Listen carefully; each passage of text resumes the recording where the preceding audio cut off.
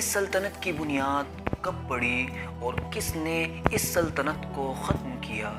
جالوت اور طالوت کون تھے اور جالوت کی گردن کس نے اڑائی؟ اور یہی سب آپ لوگ آج جانیں گے، تو چلیے شروع کرتے ہیں۔ 1250 قبل مسیح میں حضرت موسیٰ علیہ السلام اور ان کی قوم بنی اسرائیل نے مصر سے سینا کے علاقے کی طرف ہجرت کی۔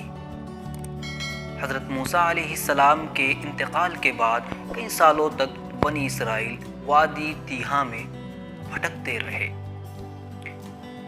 پھر حضرت یوشع بن نون نے فلسطین کے کچھ علاقوں پر قبضہ کر کے اپنی حکومت قائم کی۔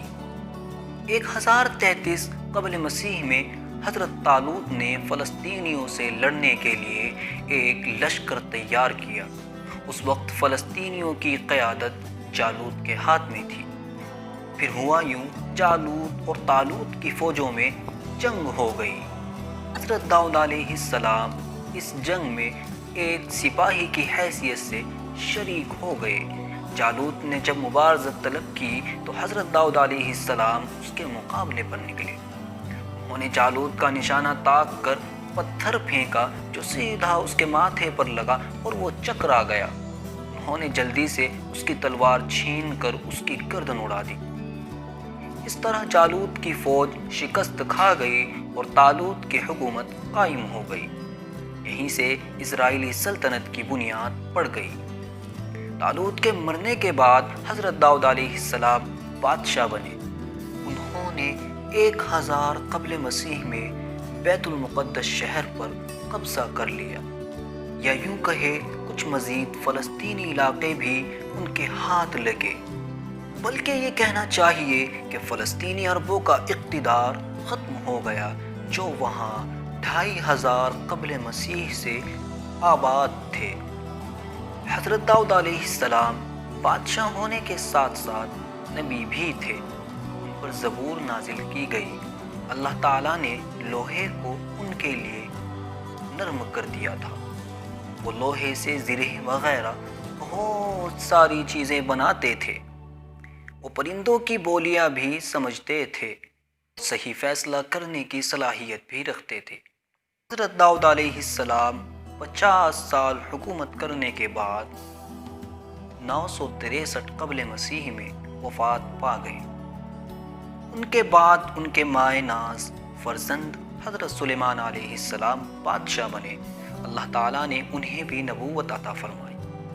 حضرت سلیمان علیہ السلام تمام پرندوں اور جانوروں کی بولیاں سمجھتے تھے، ساتھ ہی جنات، شیاطین اور ہواؤں کو بھی اللہ تعالیٰ نے ان کے لیے مسخر فرما دیا تھا۔